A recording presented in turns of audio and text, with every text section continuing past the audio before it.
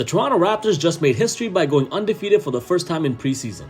The Raptors beat the Joe Biden Wizards 134-98. In this video, we're going to talk about why this Raptors team is going to be a dark horse team in the East. So make sure to like this video, subscribe to the channel. Let's get right into the video. First, let's talk about the good things we've seen for the Raptors this preseason, and then we'll talk about their areas of improvement. So here are 5 things that I really like from the Raptors against the Wizards and the preseason overall. Dennis Schroeder has been great for the Raptors so far. He's just always making the right passes and getting out of the way when he needs to. 11 assists in the game is no joke. He shot 2 for 7, but found other ways to impact the game with his defense and ability to get everyone else involved. Look at this amazing bounce pass from Dennis to Precious. The momentum of that bounce pass allowed Precious to go up straight away. 7 of the 11 assists Dennis had against the Wizards were in the third quarter, where the Raptors blew out the Wizards 43-22. And to be honest, yes, Dennis Schroeder's shot hasn't been great this preseason, but he's also coming off of a championship win with FIBA. So it's going to take some time for him to really get his legs under him, but I have a lot of faith in Dennis Schroeder being impactful for the Raptors team, even if his shot is not falling, so I'm not really concerned. Our lottery pick this season, Grady Dick, is being impactful even without the ball. This guy's been great, and if you're concerned about his shot not falling the first couple of games, well, he really shot the lights out tonight. I mean, I don't gotta really get into how good of a shooter he is because I think we already know that. He went 4 for 5 versus the Wizards and shot 6 for 11 overall in the preseason. I want to highlight the other things that he does as a player though. I just absolutely love his decision making. In this play, because of his shooting ability, Corey Kispert had no choice but to close out on him, which forced Jordan Poole and the big man to cut off the rim. Now, noticing that, Grady Dick decided to kick the ball out to J-Mac for an open 3. Now, I know that the 3-point shot didn't go in, but that's a high percentage look and you can live with that miss. Grady Dick just has a great feel for the game because in this play, he realized that there's a chance the shot won't go in, so he got himself in position to tip the ball out and keep the possession alive. Quick decision making and high IQ plays like that is really what's going to keep Grady Dick on the floor for longer than 20 minutes a game. I have a lot of faith in this kid and he's been great so far. Let's show Scotty Barnes some love. This kid's playing like a star. Honestly, I think this is the season he breaks out. There's just no other way to put it. Running a dribble handoff with OG, which gives Scotty a clear drive to the rim with 3 shooters so he can kick it out to. You know how great of a play that is? Especially when he's playing with the starters. Scotty Barnes isn't really showing us anything new, guys. He's showing us exactly who we always thought he was going to be. This preseason, in just 22 minutes, Scotty Barnes averaged 18.5 points, 6 rebounds, 3 assists, 1 steal, 2 blocks, shooting 63% from the field, 500 from the 3 on nearly 4 attempts. Now, I don't think his 3-point numbers are going to be above 350, but I'm loving the improvement so far. Now, imagine when Scotty plays 30 to 35 minutes a game. Just imagine, when the regular season kicks off and he's playing 30 to 35 points a game, I can see him averaging 25 points, 8 rebounds, and 5 assists. And if he continues to stay aggressive, the sky's the limit.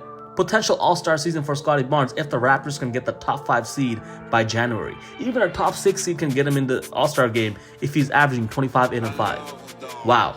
I don't know about you guys, but I'm really excited to watch this unfold. OG Anunoby. OG Anunoby is looking like he's buying into his role. I still don't think OG's a good on-ball scorer though, because he's just too clunky as a player, but I truly believe he can be an elite 3-and-D player, and there's nothing wrong with that. I think you can still get paid the max money if you're an elite 3-and-D player, because OG has the ability to shut a lot of players down, and against subpar defensive teams, possibly the bottom 10 defensive teams, he can create and score. OG Anunoby is shooting 47% from the 3-point line on 4 attempts, and he's also defending very well. He had Jordan Poole in hell after that 41-point game. Just take a look at how great of a job OG did against Jordan Poole. So far, he's only averaging 11 points this preseason, but obviously I see that going up. I think he'll probably finish the season around like 18 points or 20 points, if he's still with the team, of course. But we don't know what the future holds. But so far, I'm loving the role OG is buying into, and I just hope that he continues to get comfortable with it.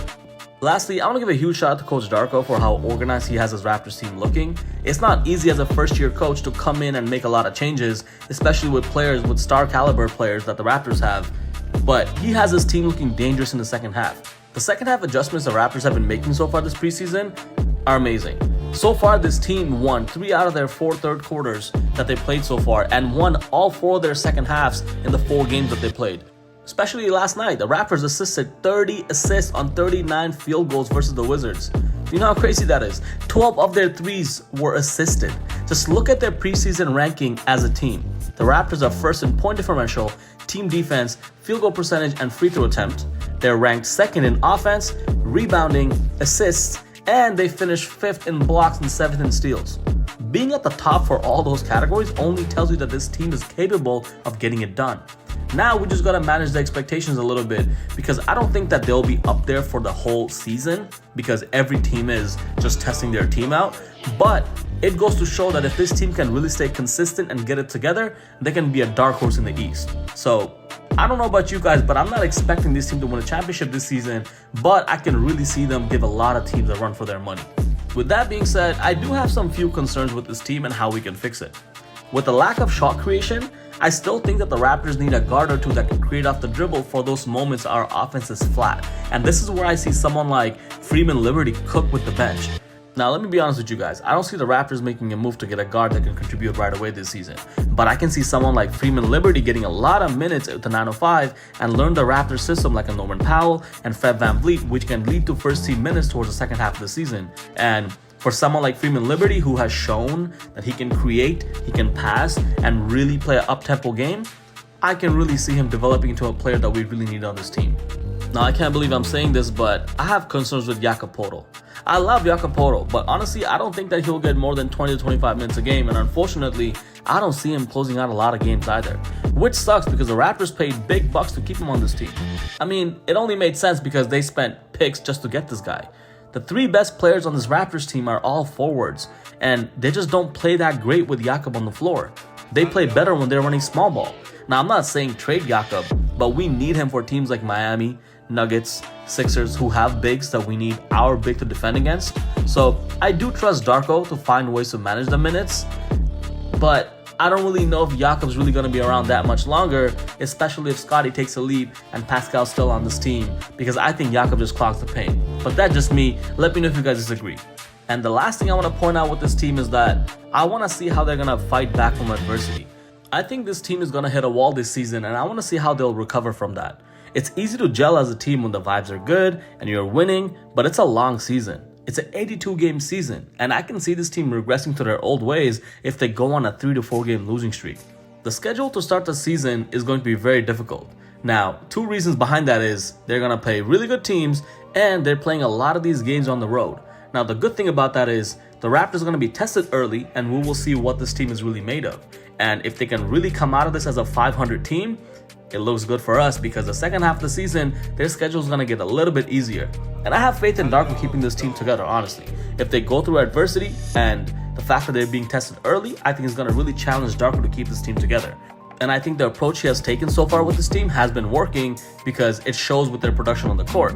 So I'm just really looking forward to see how they'll bounce back if they do have their backs against the wall. I know there's a lot of high character guys on this team and I know they'll figure it out. Is it a concern? Yes, but do I believe that they can come out of it? Absolutely. Overall, I'm just very happy with how they went about their business in the preseason. I think this team will be able to surprise the league this year and be a dark horse team in the Eastern Conference. My prediction? Let me just give you my predictions, alright? Scotty Barnes, I think he's going to be an all-star. And I think the Raptors will make the playoffs and really take a team to Game 7. Obviously, matchups make a series, but I can see this team being a nightmare for a lot of Eastern Conference teams. So let me know what you guys think in the comments. Make sure to like this video and subscribe to the channel for more Raptors content or basketball content in general. It's your boy Rap Takes. I appreciate your support. I'll catch y'all next time. Peace.